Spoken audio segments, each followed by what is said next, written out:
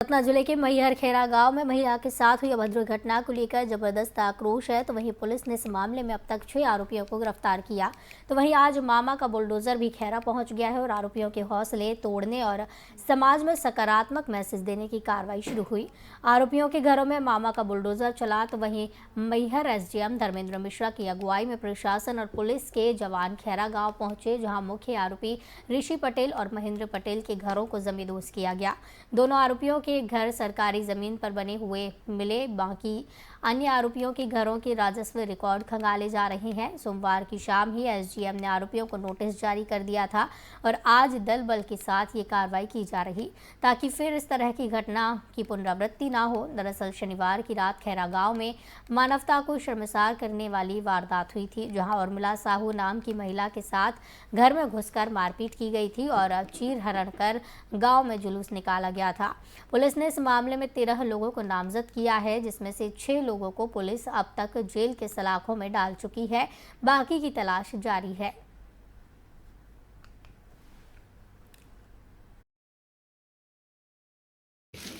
देखिए, जैसा कि आप जानते हैं कि मध्य प्रदेश सरकार के स्पष्ट निर्देश हैं जो आपराधिक दृष्टि लोग हैं और घृणित अपराधों में शामिल हैं, इनके द्वारा एक शासकीय भूमि अतिक्रमण किया गया तो उसे हटाया गया। उसी कार्यक्रम में ये कार्रवाई की गई है और यहाँ पर 3 लोगों के अतिक्रमण हटाए गए जो शासकीय भूमि थी।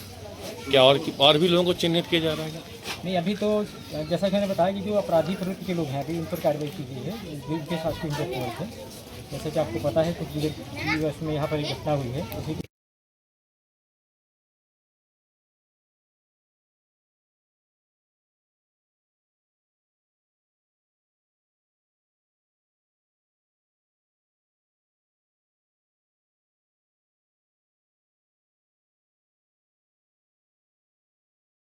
शिवपुरी जिले के सिटी कोतवाली थाना क्षेत्र अंतर्गत आने वाले कलेक्ट्रेट चौराहे के पास स्थित एक निजी अस्पताल के संचालक और उसके लड़के पर एक महिला के साथ दुष्कर्म करने का आरोप लगा है। मामले के अनुसार एक नर्स को मैनेजर की पोस्ट का लालच देकर उसके साथ दुष्कर्म की वारदात को अंजाम दिया गया, जहां पीड़िता ने इसकी शिकायत सिटी कोतवाली थाने पर कराई है। बताया जा रहा है कि कोतवाली में महिला के खिलाफ ब्लैकमेल करने की एफआईआर दर्ज कराई गई थी, जिसके चलते पुलिस ने नर्स को ही गिरफ्तार कर जेल भेज दिया था।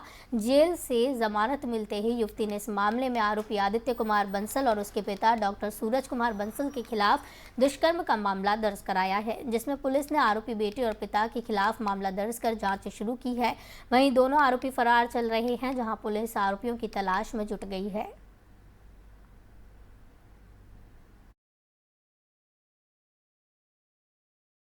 एफआईआर कराने आदित्य बंसल, सूरज बंसल। किस बात की? रेप केस आपके साथ जी। पूरी घटना? मैं 4 महीने से वेदांता हॉस्पिटल में काम कर रही थी। उसी उपरांत इसने मुझको मैनेजर की पद पे लालच देकर इसने मेरे साथ गलत संबंध बनाए। इसने 3 महीने तक मेरे साथ ज़बरदस्ती मेरे साथ गलत किया। जब मैंने इसके पापा को बताया तो उसने भी बोला कि तुमने अभी तक आदित्य से बनाया, अब मेरे साथ करना पड़ेगा, और उसने मेरे साथ ज़बरदस्ती करने की कोशिश की, छेड़ाखानी करी मेरी। आपके साथ अवैध संबंध बनाए? जी।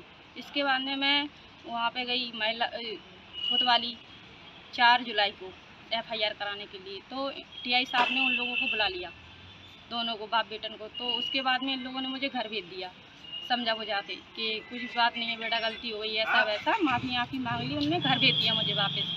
उसके बाद में मैं चली गई, आराम से घर रहने लगी। मैंने कहा कोई दिक्कत नहीं है, मैं आराम से शांत पड़ गई। इसके बाद मैं घर चली गई। जब वहाँ से लौट के आई फिर मैंने दोबारा एफआईआर कराने की कोशिश।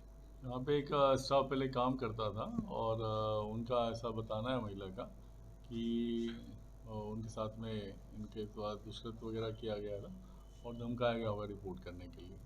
तो उसमें एक प्रकरण पंजीबद्ध किया गया है। उनकी गिरफ्तारी हो गई?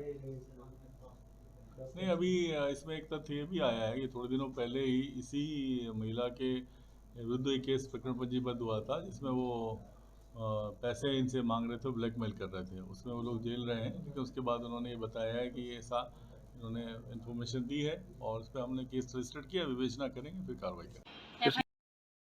मध्य प्रदेश के सीहोर जिले के बीजेपी जिलाध्यक्ष पर मृतक व्यक्ति की जमीन हड़पने के आरोप लगाए गए हैं। पीड़ित परिवार का कहना है कि तहसीलदार से लेकर कलेक्टर और कमिश्नर तक को आवेदन दिया, लेकिन उनका आरोप है कि किसी भी पीड़ित की शिकायत नहीं सुनी। आखिर में थक हार कर परिवार ने अदालत का दरवाजा खटखटाया। उनका आरोप है कि इस जमीन में से ही भाजपा जिला अध्यक्ष रवि मालवीय ने कुछ जमीन अस्पताल बनाने के लिए दान कर दी। वहीं पीड़ित ने परेशान होकर राज्यपाल के नाम इच्छा मृत्यु की अनुमति को लेकर आवेदन भेजा। जब इस पूरे मामले को लेकर बीजेपी जिला अध्यक्ष रवि मालवीय से बातचीत की गई तो उनका कहना है कि ये सब आरोप गलत है। मेरे पास किसी की भी 1 इंच जमीन नहीं है। अस्पताल भी शासन ने ही बनाया है।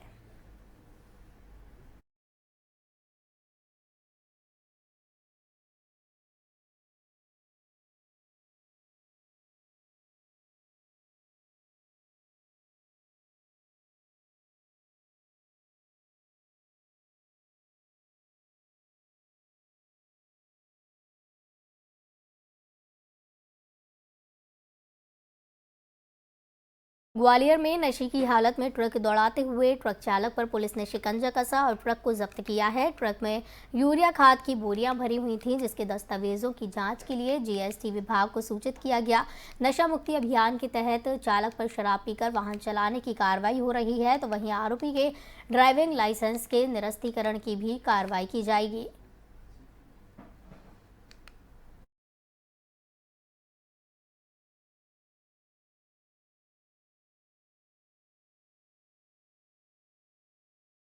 निसौर पुलिस ने 2 दिन पहले हुई जैन मंदिर में लाखों रुपए की चोरी का खुलासा किया है, जहां पुलिस ने 2 नाबालिग सहित 3 लोगों को हिरासत में लिया, जिनके कब्जे से लगभग 3.5 लाख के भगवान के मुकुट और गहने बरामद किए गए हैं।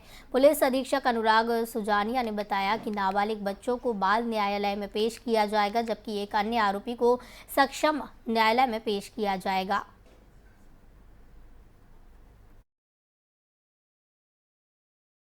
दिनांक 7 और 8 अक्टूबर की दरमियानी रात एक सनसनीखेज वारदात हुई थी, जिसमें बंडी जी का बाग स्थित जैन मंदिर में कुछ लोगों के द्वारा खिड़की से अंदर घुसा गया और वहाँ पे मंदिर में जितने भी छत्र और श्रृंगार का सामान जो लगा हुआ था वो दान पेटियों से जितना भी कैश जो आया होता दान में वो सारा लेकर वो चले गए थे। जो कि एक शहर के बीचों बीच की घटना थी, काफ़ी सनसनीखेज वारदात थी। तो मौके पर पहुँच हमारे द्वारा पूरी टीम गठित की गई और मौके पर जो भी साक्ष्य थे, जैसे CCTV कैमरा, फिंगरप्रिंट वगैरह, उन्हीं का सभी का संकलन किया गया। जब मुखबिर तंत्र को हमने एक्टिवेट किया और उनसे पूछताछ की तो 3-4 लोग संदेह में आए। जब इन लोगों की तस्दीक करना शुरू की, इनके ऊपर टेक्निकल वर्क करना शुरू किया तो इनका संदिग्ध मूवमेंट पता चला, तो उसी हिसाब से हम लोगों ने इनको तस्दीक करना और आगे बढ़ाए। जब ये हमारे दिनांक 7 और पिंड थाना प्रभारी गोहद चौराहा निरीक्षक रविंद्र शर्मा अपने बल के साथ बूटी कुइया स्थित गुरु गोविंद सिंह हाई स्कूल पहुंचे, जहां उन्होंने छात्र छात्राओं और स्टाफ के साथ संवाद किया। संवाद के दौरान उनके द्वारा बच्चों को डायल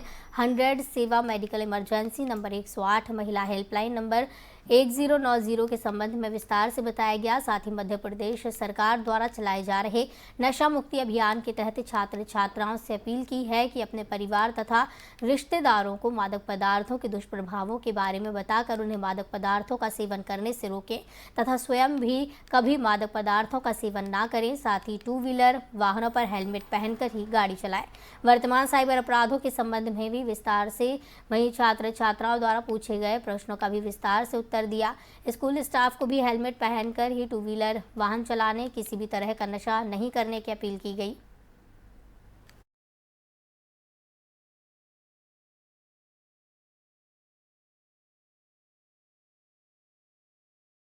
बस्तर के लोहंडीगुड़ा ब्लॉक सुलेंगा में ग्रामीणों का जन चौपाल लगा है, जहां चित्रकूट विधायक राजमन बेजाम ने ग्रामीणों की समस्याएं सुनी और पंचायत भवन का फीता काटकर उद्घाटन किया। ग्रामीणों ने पुल के निर्माण, नल जल योजना और गांव में स्ट्रीट लाइट जैसी कई मांगे रखी। वहीं विधायक ने भी मांगों को पूरा करने के आश्वासन के साथ ही सभी समस्याओं का जल्द से जल्द निराकरण करने का आश्वासन दिया।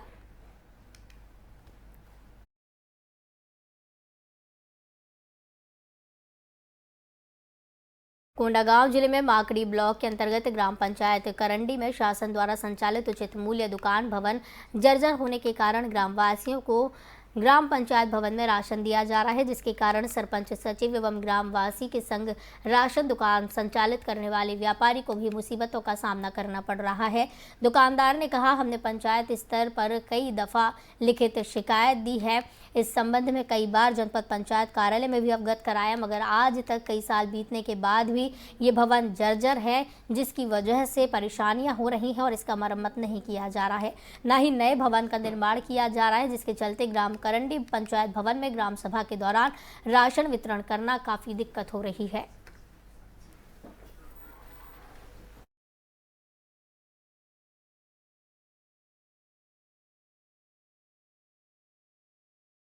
इस बुलेटिन में फिलहाल इतना ही। मुझे दीजिए इजाजत। नमस्कार।